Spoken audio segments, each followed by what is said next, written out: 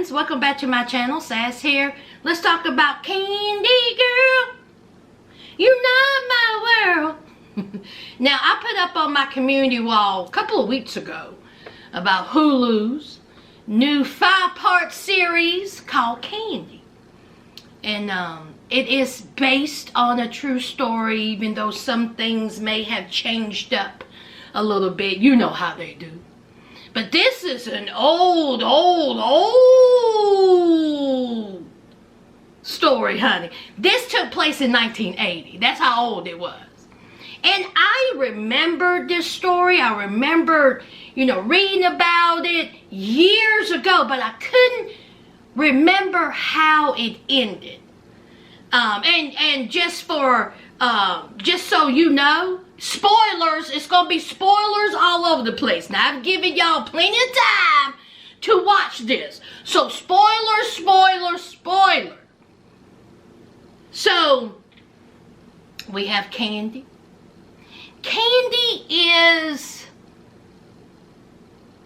the greatest mom, wife, friend of all time. I mean, she's the perfect wife.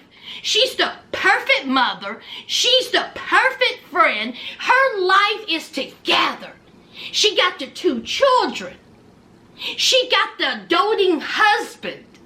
She got the extracurricular activity. She's in the PTA. She's ahead of this charity, of this organization. She sings in the choir down there in Texas in 1980.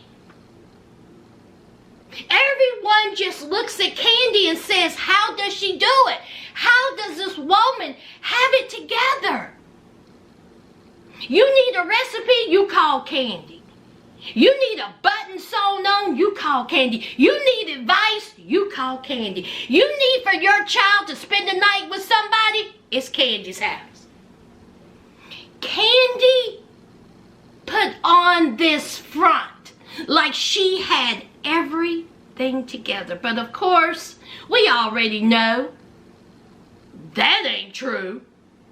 And then, complete opposite, we have Betty. Honey, Betty is barely hanging it together, honey. She's barely hanging on. She has a daughter, and she has a husband. Her husband is a, traveling salesman. And he's hardly at home. Betty is lonely. She's struggling to get that kind of love and attention from her husband because he's not there. They even tried to be foster parents and, take in this boy, and that ended in a disaster. They had to end up sending the boy back. I mean, Betty just wasn't keeping it together. They had a baby, and apparently, and of course, she was probably going through some type of postpartum depression. It was just a lot for Betty. Complete opposite of Candy. And during the series, they kept saying that Betty and Candy were like best friends. I didn't see that.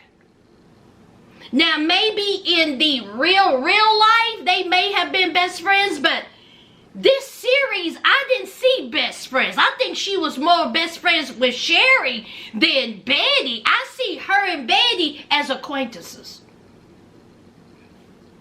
Females who known each other in the neighborhood. Kids go to school together, husbands know each other, and that's it. I didn't see them as being best friends. Let me just add, Jessica Biel, who played Candy, if she don't get an award for this, something's wrong. She acted her butt off. In fact, this whole cast was fantastic. And can I also add, whomever was in charge of the clothing, the decorating, honey, they nailed it. From the clothing, from the makeup, from the, cinematography, how they filmed it, from the vehicles, even from the homes, the inside, the interior of the homes was so 80s. Even down to the ugly, nailed this show. Now, as far as the wigs, I mean, the wigs was horrendous, but it was the 80s, so everything was horrendous in the 80s. So, Candy, who seemingly had it together, but she was missing something in her life. See, her life was bland, full of the same routine, full of the same blah. So it's time, of course, the neighborhood folks got a volleyball team. And one of her homegirls, she wasn't too happy in her home, in her life, in her marriage. So her and her husband done split up, and she would start seeing someone else. Honey, she was a black woman, and honey, her man was a tall white man, honey, all built up. I was like, oh. And during one of the scenes, Candy, they were playing volleyball, and Candy was just like, I want that. Because, see, the black woman and her new boyfriend, honey, they were kissy, huggy, huggy. He was touchy-feely with her. They were very affectionate. You know, some excitement. And plus, the black woman had said, listen, he done cracked this back. And he did it very well. So Candy was like, I need that. See, me being with my husband for all these years, you know, he was okay. But I'm going to need for somebody to crack my back the way he's cracking hers. So Candy started venturing out. And y'all know Betty, right? I told y'all about Betty. Now, Betty's husband, let's just say what it is. Betty and her husband's boom life was, it wasn't it. It was just bland, very missionary style. I mean, no action. Convenient. And Candy and her husband, it may be just probably a step above Betty and her husband. So Candy, during one of these volleyball games, child, Candy started looking at Betty's husband and was like, now where did them muscles come from? Why is your thighs protruding like that? Why are you sweating like that? Why are you looking kind of good to me? I wanna need ya. So Candy pursues Betty's husband. And in fact, she kisses him in the car because, you know, she needed a ride home. And then let the affair start. So we have Candy, who is super mom, and then we have Betty, who is lonely and probably going through postpartum depression. And then we have the numbskull husbands. I wasn't too impressed with neither one of the husbands. And then we have an affair. It's always something. It's either money or an affair to get someone hurt. Now, the very first episode, you all, I was screaming at my television. Because we have Betty. Betty is at home. Her husband has went out of town because he needs to work. And Betty is lonely. Her daughter is over at Candy's. And what is the baby doing? Crying. And Betty done had enough. Betty is sitting there doing everything she can but go and pick up that child. Honey, that baby was squalling. I was like, girl. So here's Candy. You know, Candy being super mom, you know, she had to go to the choir. She had to go to this meeting, that meeting. And see, Betty's daughter was at Candy. So the daughter has swim practice. So her bathing suit was over at Betty's house. Betty's daughter. So Candy was like, oh, don't worry about it. I'll go pick it up when I have to go here, come back here, come back there. I just come and pick up the swimsuit. So this is when it gets real interesting. So we see Candy going over to Betty's house. Honey, she just knocks and say, I'm here, y'all. Honey, she just walks into the house. But then we see Candy leaving Betty's house, distraught, bloody, toes all mangled, bruised, broken. She bleeding from the head. And so we know that something has went down in Betty's house. The first thing I thought of was, I know that girl didn't go over there and hurt that baby. So you know something horrific has happened inside that house. But what does Candy do? Oh, Candy just going about her day. Yeah. She got the swimsuit. She got some peppermints because that's what Betty's daughter liked to have during her little swim practice. And let's not forget, she's still gonna go to the church. And her and the family, along with Betty's daughter, is going to the movies. You could do all that after something has happened inside that house. So, the night goes on, and I'm like, now where's this baby? So, you go inside of the house, and you see a body sprawled out, baby, with a bloody axe, honey. Just grotesque. It looked like the head, it looked like somebody had dropped a pumpkin. I was like, Jesus. And then you hear, I was like, thank God. Whew. So you hear a baby cry. So you know the baby's all right, but the mama ain't. Now, you want to know, oh, yes, that's right, you want to know about the husband. Well, the husband is still on his trip. And he keeps calling and calling and calling, no answer. So then he's starting to think, wait a minute, something wrong. So he calls Candy.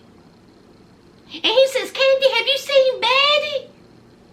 I've been trying to call and no answer. And so she's like, well, my goodness. Well, I went by there earlier. See, she had a routine. She had a speech. She had it all planned out about how she went by there, how she had not, how, you know, her watch had stopped. She couldn't think of the time. I mean, she had this down pat. And she kept saying it. In fact, she kept saying it so much that even her husband said, didn't you already say this before? But she went on about her day and her night, cooking dinner and answering telephone calls. So the husband said, I can't reach her. And so here's Candy, knowing good well what happened to Betty. Oh my goodly God, gee, do you want me to go over there and check on her for you? I'll do it. I will do it. He said, no, don't bother. I have my neighbor to do it. Now this neighbor, now it has been 12 hours, okay? Then it's going to turn to 13, but it's been 12 hours. And the neighbor done went and looked into the garage and said, look, the car ain't there, she ain't there. So the husband keeps calling, no answer. And then he's like, something ain't right. He knew something wasn't right. So then he tells the neighbor, once again, please go check. Something is wrong. If you got to kick in the door, if you got to bust a window, do it. See, that's what you do. Get in that house. So thank God this dumb neighbor, finally, him and the rest of the men in the neighborhood, get inside of the house. And baby, when I tell you, when they got in that house, I said, if y'all don't get in that house and get that youngin'. Because see, the baby had been crying for 13 hours. this baby. The baby had pooped all over itself and starving. And it had cried so much that it was hoarse. See, that's another thing about Candy. Candy done took out the mama and left the baby in there to fend for itself. Poor thing. So the neighbors are, oh my God, what is going on? So they're going through the house. Very intense. Very intense. They're going through the house. Then they go to the garage. And baby, when I tell you they opened up that door and they were like, my God, today. And there lays Betty. So, as I said before, Candy and Betty's husband was doing all kinds of carrying on, child. They had them a rip-roaring time, honey. They was banging here, banging there, up against the refrigerator, up against the stove, up against the couch, honey. They was having them a good old time. Living it up. And see, Candy's husband, he found out about the affair. He found out about it. But he said that the reason why Candy was having an affair is because he was not the husband he should have been. If he was the husband he should have been, there's no reason why Candy would have had an affair. It was his fault. That's what Candy's husband said. Now see, Betty didn't know about the affair. She may have had a suspicion, but she did not have that proof. Now see, Candy's husband had proof because he found a card. Now, let the games begin. Now, the cops was called, detectives was called, and it was all kinds of rumblings in said community. Oh my God, who would have took out Betty? Oh my God, what is going on? Why Betty? This and that, and you know, speculation. And at first, nobody would have thought that it would have been anybody in the neighborhood. Of course, they thought it was some crazed transient. But a detective played by Mr. Justin Timberlake, who's married to Jessica Biel in real life. Honey, he stepped up, didn't he? He did great. He is a great actor as well. And so he started piecing things together. And so he's like, this Candy, who is she? I need to know who she is. Start asking around. And then he starts seeing and listening and watching and putting pieces together. And then he finally interviewed Candy. And he was like, now something ain't right with this woman. Something's not right. And plus she got wounds. She got cuts on her toes, bruises on her feet. This woman ain't right. So then the affair finally comes out. And so here it is. What do they say? Hey, it's someone close. In this neighborhood, it ain't no transient. Somebody here knows something. So the husband admitted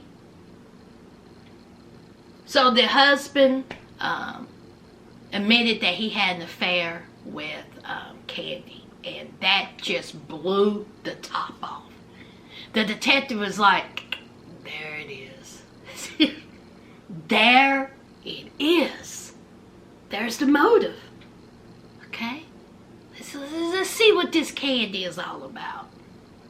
And so Candy, knowing that the gig is up, she goes to an attorney. And when I tell you she got the attorney of all attorneys, she got the white version of Johnny Cochran.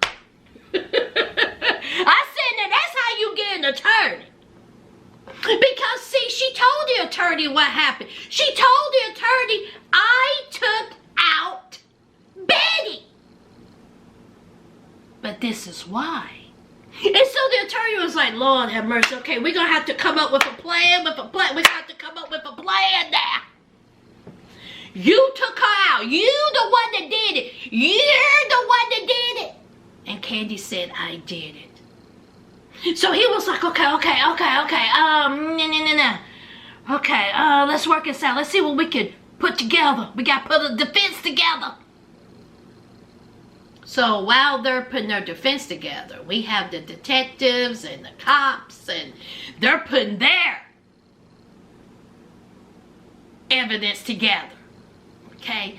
They got all this evidence. They got blood. They got Candy's wounds. They got a handprint. They got handprints on the weapon. So we need to arrest this woman. She did it.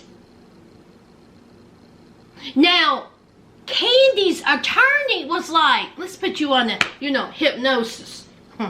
Let's see what's going on. What made you do this? Because, see, you're the mom of all moms. You're Superwoman. What made you do this to this woman? There's something deep down, ain't it? So he put her under hypnosis. And things start coming to light.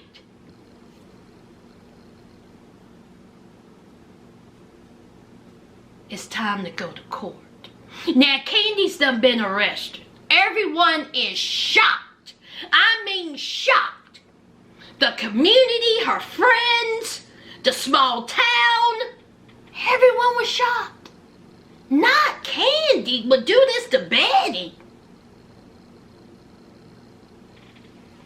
Now, let's talk about Betty's no good husband. I said it. Now, Betty was still, she wasn't even in the ground.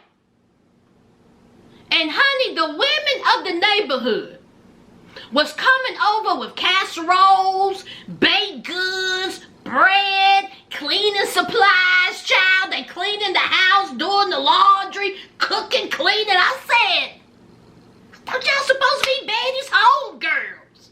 But oh no, they got a single man now. Screw Betty. You gotta go in when it's hot. And Betty's husband was not complaining. In fact, 4 months after his wife was brutally taken out, his child, his baby, had cried for 13 hours. He got him a girlfriend. Honey, that casserole must have been fire. And he also told the detective about the affair, and he also said that Candy, this is what he told the detective, that Candy didn't want the affair to end. That Candy really wanted to continue on the affair, but he wanted to break it off. That's what he said at first. Because, see, the prosecution says the reason why Candy took out Betty is because Candy wanted the husband. That was the motive. That's why she took Betty out in such a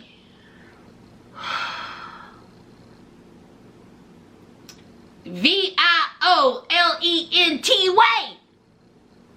And boy, did she. So, all these things come together. And it's like, she needs to go to prison for the rest of her life. But see, Candy's confident. And so is her attorney. So, Candy's defense is, yes, I took out Betty. I ended her. But the reason why I did is because I have childhood trauma. I'm sorry, what? What? Now see, Candy said that when she was younger, she had a horrible mother, controlling mother, possessive mother. The mother wasn't loving, the mother wasn't kind. And it was this one time she was at the hospital. And Candy was scared. She was a little girl and she was crying. And her mother didn't show her any type of love or empathy or anything. Her mother, shh, her. Shh.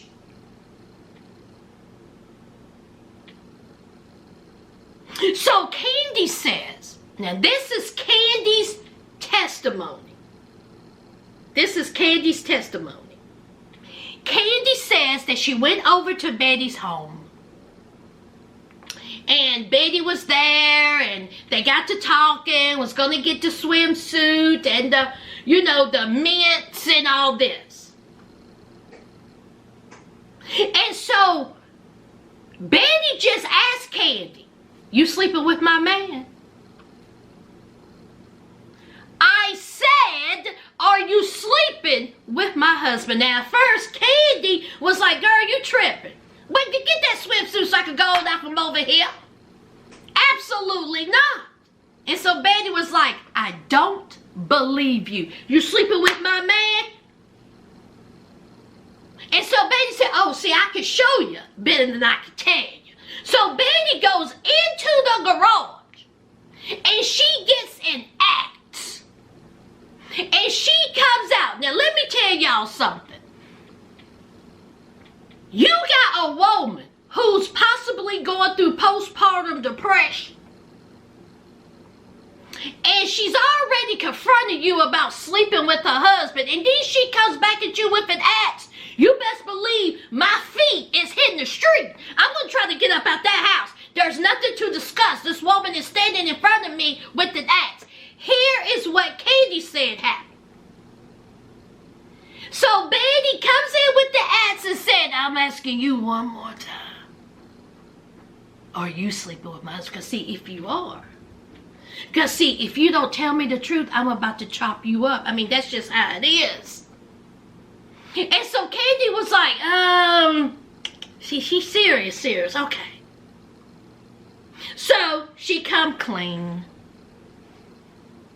And she told it, "Yes, I've been sleeping with your husband." Okay. But it's over.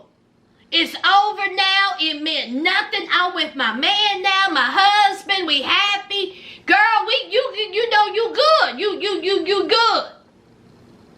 Oh, and let me add, Betty was pregnant with her third child. Also, the husband said that Candy didn't take that too well. So, the showdown is happening inside this house. Now, Betty's standing there with an axe. Candy is trying to reason with her. And so, Candy got through a little bit. And so, Candy said, "Listen, okay, you're my friend. I don't want to hurt you. You don't want to hurt me. What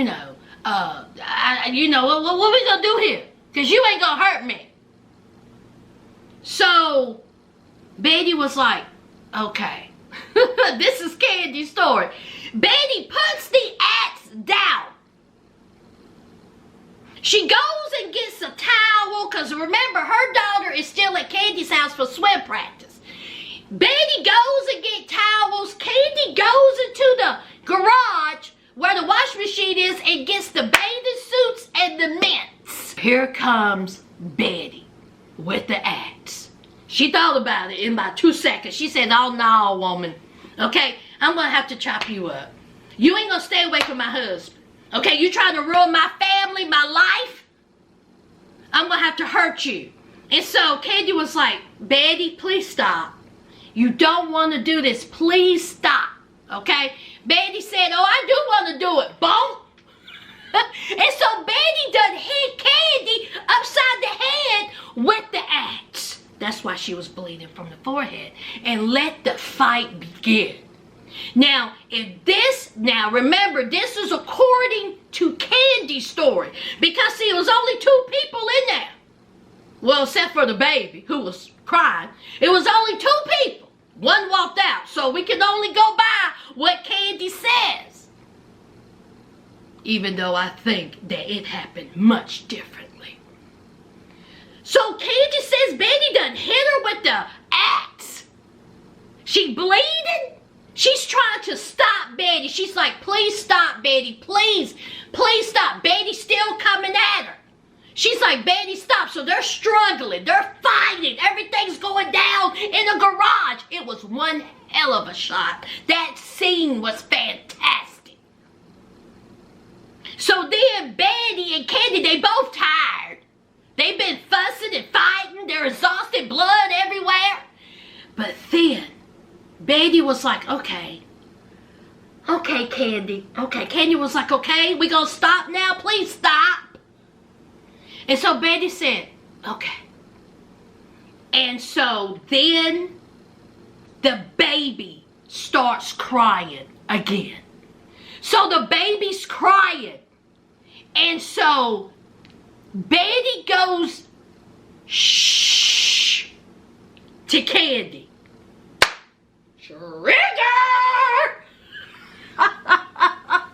Baby, remember when I told you Candy said that her mama triggered her and her? Well, all that had been suppressed for 30 years, or ever how long. And it all just came back. And instead of Candy seeing Betty in front of her, she seen her mother. How dare you shush me? And it was over. Now, Candy said at that moment she just snapped. She just went black. And she don't even remember exactly what happened, because what happened in her childhood just came out. And it was anger. It was pain. And she just needed to do something, and Betty was in front of her. She had an axe, and it was on. And when I tell you this must have been suppressed press, honey, she been walking around with this anger for 40 years because she took that axe to Betty's head 40 times.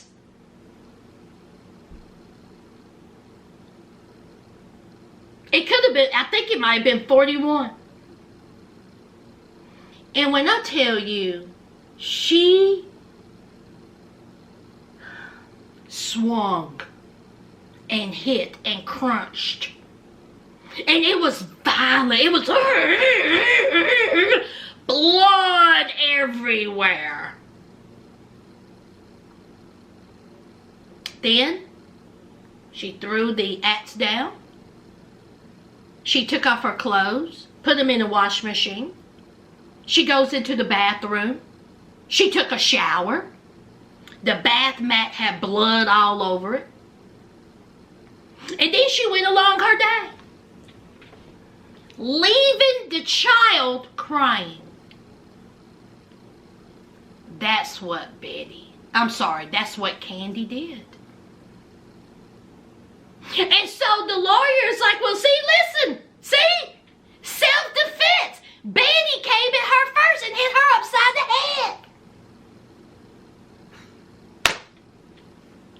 See, all this childhood trauma was suppressed for years. She's been walking around with anger for 30 years. She didn't mean to hurt Betty. She was trying to reason with Betty. But see, the prosecution was like, this don't make no daggone sense. I think not. But see, y'all remember when I said that no good husband of Betty's? Remember when I said that he said that Candy wanted him and wanted to stay with him and all this? Well, when he got to testify, guess what he said? He said that the breakup was mutual. He said Candy didn't want him no more, and he didn't want Candy. And so the prosecution was like, excuse me, that's not what you said. He said, that's what I meant. Candy, you okay over there? You sure do look good with that straight hair. See, Betty's husband,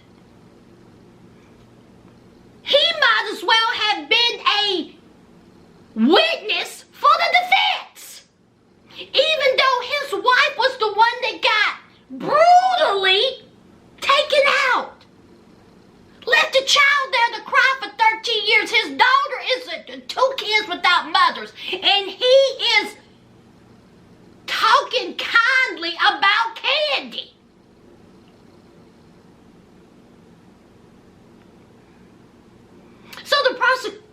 was like, okay, we're gonna have to think of something else. Because, see, their whole thing was the reason why Candy did this because they wanted the husband. I mean, wanted Betty's husband, but that was washed out. And then, come to find out that Betty said, correction, Candy said, and then come to find out, child, Candy said, no, I did not want Betty's husband. That is not what happened. In fact, I had an affair after Betty's husband.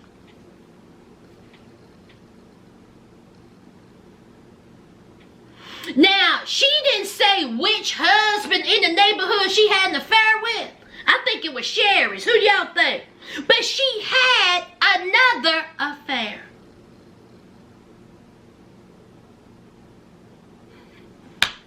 Child. But see, Candy's husband didn't know about this other affair. And he just flew off of the handle. He was like, oh my God.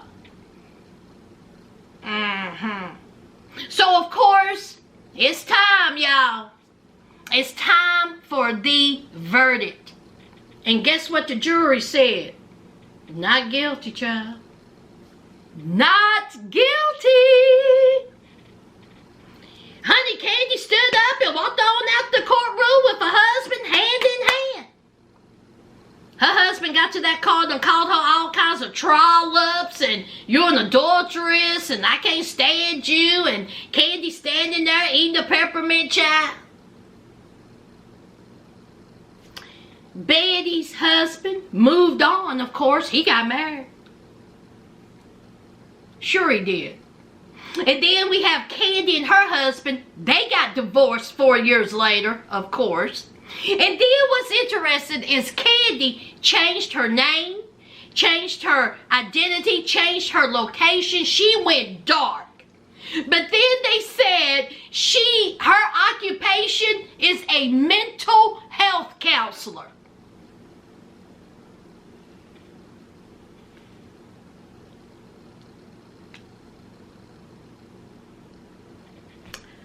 And that has been Candy. That was on Hulu.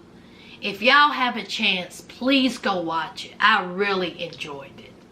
And there's a book. You can read the book. And, yeah, very interesting story. Very good. So, again, y'all know what to do. Don't forget.